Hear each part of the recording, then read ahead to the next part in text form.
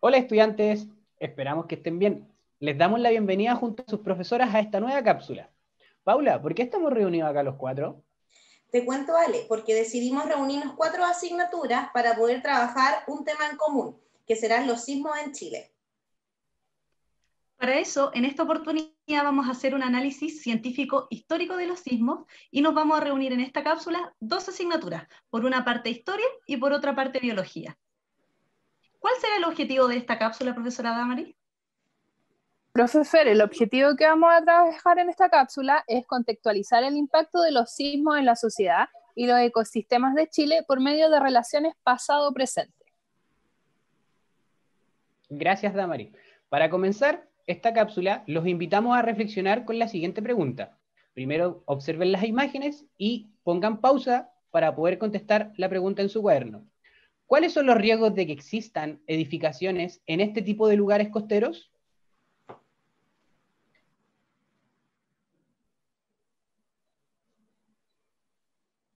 Profes, si sabemos los 4 que Chile es un país altamente sísmico, ¿por qué existen tantas edificaciones a la orilla del mar? Los invitamos a reflexionar en esta pregunta. La respuesta a esta pregunta es simple. Se enmarca en una idea clave que es la idea de progreso. Cuando hablemos de idea de progreso es necesario señalar que esta idea toma fuerza hacia el siglo XIX y se fundamenta principalmente en la idea de que el hombre siempre va a ir avanzando. Profe Fer, ¿y cuáles son las características de esta idea de progreso? Las características de esta idea de progreso son, por una parte, que existe un cambio constante y lineal con objetivos claros e infinitos.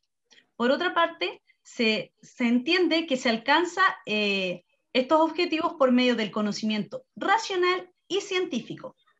Por lo tanto, se posiciona al hombre como centro del progreso y a esto se le llama antropocentrismo. En la idea de progreso implica que siempre va a haber una mejora, un avance, un adelanto. Por lo tanto, se presenta como una serie de adelantos cuantitativos materialmente hablando. Sin embargo, esta idea de progreso no siempre viene acompañado de una evolución y lo vamos a ver más adelante. Como bien dijo la profe Fer, la idea de progreso va de la mano del antropocentrismo. Y esto se ve relacionado con la revolución industrial, ¿ya?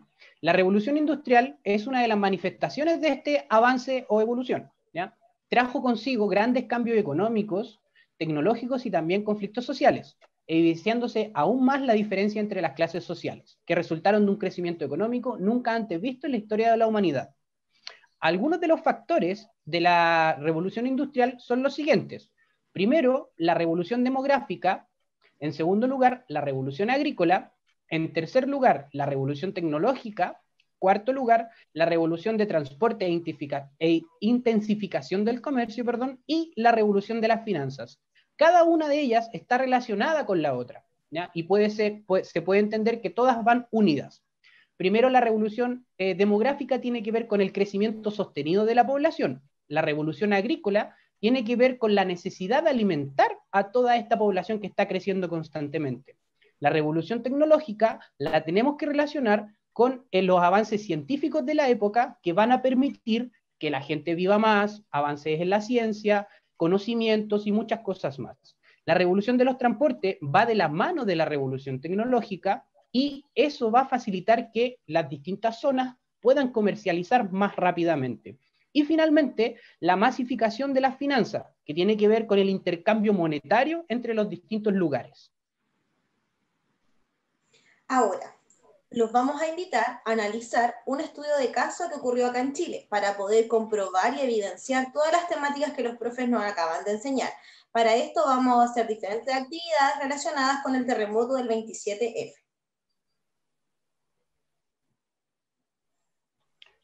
Para comenzar, primero tenemos que hacer una contextualización. Cuando hablamos de contextualización nos referimos a todo lo que rodea el fenómeno que estamos estudiando. En primer lugar, tenemos que situarnos temporal y espacialmente. Este terremoto que vamos a analizar ocurrió el 27 de febrero del año 2010, por lo tanto ustedes puede que no se acuerden porque eran muy pequeños. La hora fue a las 3:34 de la mañana con una magnitud de 8,8 en la escala de Richter y sacudió gran parte del centro y sur del país, provocando luego del terremoto un devastador tsunami. En cuanto al origen tectónico, enmarcado en esto que es la contextualización, podemos decir que el epicentro, el lugar en donde se llevó a cabo este sismo, fue frente a la costa de la región del Biobío, que actualmente es la región del Ñuble, cerca de 150 kilómetros al noroeste de Concepción y 63 kilómetros al suroeste de Cauquenes. Bueno, y como parte de la contextualización del medio ambiente en donde se desarrolló este terremoto, podemos hablar que primero debemos recordar que era un ecosistema. Y un ecosistema es un sistema biológico en donde habitan todos los seres vivos, ¿cierto? Y su medio ambiente, ¿cierto? Todos estos elementos abióticos como las rocas, el suelo, el aire y todo lo que rodea a un ecosistema en un lugar y en un tiempo determinado. Pero existen diferentes tipos de ecosistemas, por ejemplo, los ecosistemas terrestres, hay ecosistemas acuáticos y alineaciones entre estos dos ecosistemas terrestres y acuáticos que se conocen como ecosistemas mixtos. Y es este ecosistema mixto en el que se caracteriza esta zona que vamos a trabajar, particularmente en la zona de Constitución, que es un ecosistema mixto de tipo costero, que quiere decir que tanto los factores bióticos como abióticos, es decir, tanto la parte viva como lo inerte, están conviviendo constantemente en un mismo hábitat.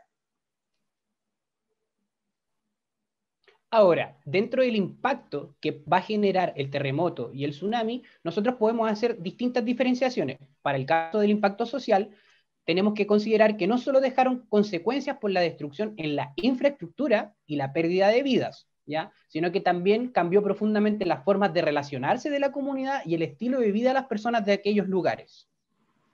Así es, como dice el profesor Alexi, hubo una serie de consecuencias, ¿cierto? 24 desaparecidos, más de 800.000 damnificados, 523 muertos, pérdidas de vidas, de vivienda, a la infraestructura e incluso a embarcaciones. Y dentro de lo que es los impactos de los ecosistemas, un ejemplo claro son el impacto en los suelos. Por ejemplo, vemos que existen roturas de taludes, que es cuando existen terrenos en claro desnivel y al momento del sismo estos desniveles se desplazan hacia zonas que están pobladas. Hay caídas de rocas y fenómenos de licuefacción del suelo, como las imágenes que ustedes están observando, en donde existen grandes masas de agua que en el momento de los sismos, son llevadas hacia las napas subterráneas. Otra de las consecuencias naturales de un sismo tienen que ver con lo que ocurre a nivel de flora y fauna. Y una de las principales consecuencias que se visualizaron en este terremoto tiene que ver con la migración de especies, que esto hizo que hubieran modificaciones a nivel de hábitat de diferentes ecosistemas. ¿Qué es lo que pasó? Particularmente, como vieron, del terremoto se provocó un gran sismo, hicieron que muchas especies se perdieran, por lo tanto, se fueran cambiando y buscando el destino en el cual se iban a empezar a desarrollar.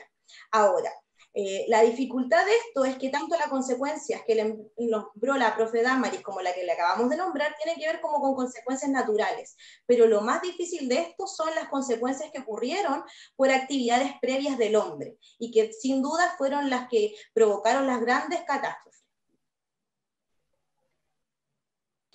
Por ejemplo, dentro de la zona que estamos estudiando, vemos que se instalaron por mucho tiempo empresas que son de alto riesgo para el hombre. Y esto puede producir escapes de gases y de productos químicos contaminantes que afecten a la salud tanto de la biodiversidad como de las poblaciones que habitan esos lugares.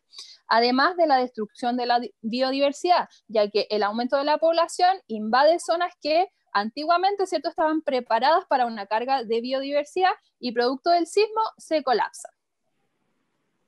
Por otro lado, ocurrió el tema de la ausencia de agua potable. porque las grandes plantas de agua potable estaban en zonas que no estaban permitidos y que claramente cualquier terremoto, cualquier fenómeno natural que ocurriera iban a pasar a llevar estas plantas, y esto tiene que ver netamente porque al momento de implementar empresas, como decía la profe Damaris, lo hacen sin fiscalizar y sin revisar los suelos. Y también con respecto a esto mismo, terminamos con la gran consecuencia que tiene que ver con la contaminación de nuestra vegetación y de los suelos como tal. Luego de poder ver el impacto, ¿cierto? Y las consecuencias que tiene el sismo, te invitamos a responder la siguiente actividad. La primera pregunta es: ¿cuáles son los costos de la idea de progreso, tanto a nivel de ecosistema como a nivel social?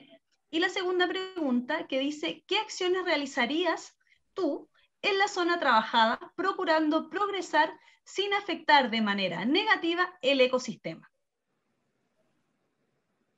Para ello, recuerden que se pueden apoyar en los textos de estudio. Para el tema de historia, entre las páginas 137 y 138 pueden encontrar información relevante, y en biología para las páginas 195 y 197. Y bueno, tus 4 profesores que estamos aquí presentes, te felicitamos por haber llegado hasta este punto del video y te invitamos finalmente a responder el ticket de salida. Junto con la pregunta: ¿qué lecciones hemos aprendido de este 27F?